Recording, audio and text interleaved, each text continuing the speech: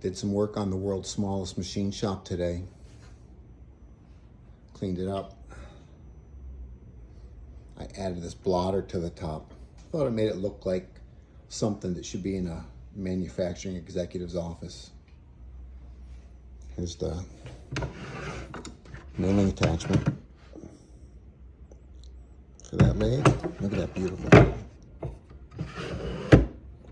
And I added this drawer today.